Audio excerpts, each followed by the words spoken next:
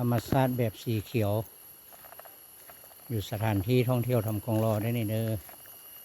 ตอนเช้าของวันที่2 เดือน 7 ปี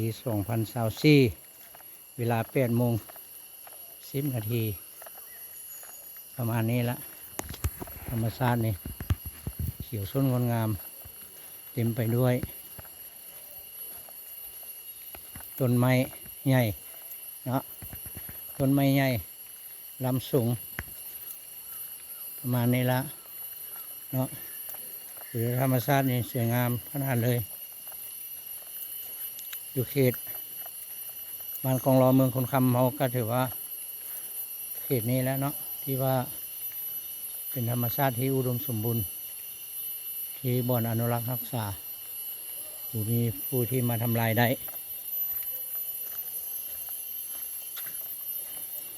สัตว์สาวาสิ่งคุงกี้ธนีเผาปูปลานาน้ำมีทุกอย่างแต่ช่วงนี้เป็นช่วงยามฝนนี่อาจจะซอกเบิ่งยากเด้อปลานะ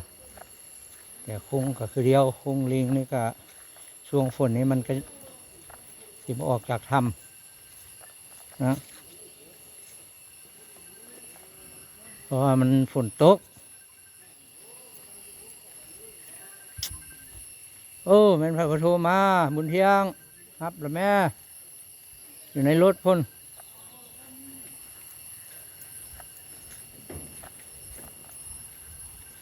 อันนี้น้ำทำกองรอเฮาตอนเช้าของวันที่2 เดือน 7ก็ประมาณนี้ละถือว่าขี่เรือแล้วทำยังได้อยู่นะครับขี่พนว่านะน้ำท่วมหินงูนท่าน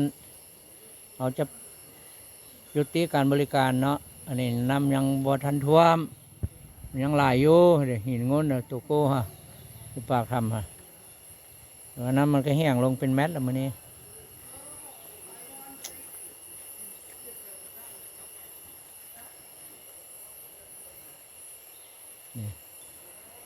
ฮอดแล้วทำกองล้อเพิ่นว่าฮอดแล้วทำกองล้อฮอดแล้วทำกองล้อถ้าผู้ใดมาเที่ยวทำกองล้อต้องได้ถ่ายรูปติดป้ายเมื่อเนาะถ้าผู้ใดถ่ายรูปติดป้ายติดถ้ำเมื่อหรือว่ามาเที่ยวบ่ฮอดเพิ่นว่าเนาะอย่างชั้นนี่ก็กรุณาเด้อผู้ใดที่ได้มาเที่ยวทำกองล้อก็ต้องได้ถ่ายรูปเอารูปเอาภาพเอาธรรมชาติทำกองรอในติดตัว